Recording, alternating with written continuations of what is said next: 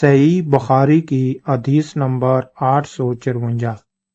نبی کریم صلی اللہ علیہ وآلہ وسلم نے فرمایا کہ جو شخص یہ درخت کھائے، یعنی آپ صلی اللہ علیہ وآلہ وسلم کی مراد لہسن سے تھی، تو وہ ہماری مسجد میں نہ آئے۔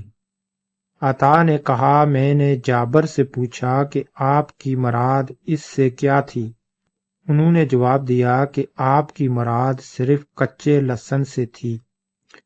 مخلد بن یزید نے ابن جریج کے واسطے سے علانیہ کے بجائے علانتانا نقل کیا، یعنی آپ صلی اللہ علیہ وآلہ وسلم کی مراد صرف لہسن کی بدبو سے تھی۔ صحیح بخاری کی حدیث نمبر 856۔ آپ نے نبی کریم صلی اللہ علیہ وآلہ وسلم سے لہسن کے بارے میں کیا سنا ہے؟ انہوں نے بتایا کہ آپ صلی اللہ علیہ وآلہ وسلم نے فرمایا کہ جو شخص اس درخت کو کھائے ہوئے ہو وہ ہمارے قریب نہ آئے، ہمارے ساتھ نماز نہ پڑھے۔ یعنی کہ اس حدیث میں ایک صحابی سے دریافت کیا گیا کہ آپ نے لہسن کے بارے میں حضرت محمد صلی اللہ علیہ وآلہ وسلم سے کیا سنا ہے؟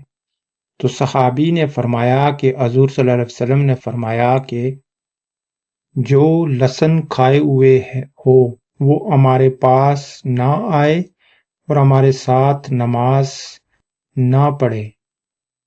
وہ اس لیے کہ کچا لہسن کھانے سے منہ میں سمل پیدا ہوتی ہے،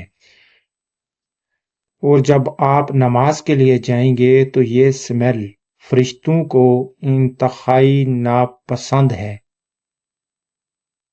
اس لیے کوئی بھی شخص کچا لہسن کھا کر یا کچا پیاز کھا کر مسجد میں نہ جائے اور نماز کے لیے بھی نہ جائے۔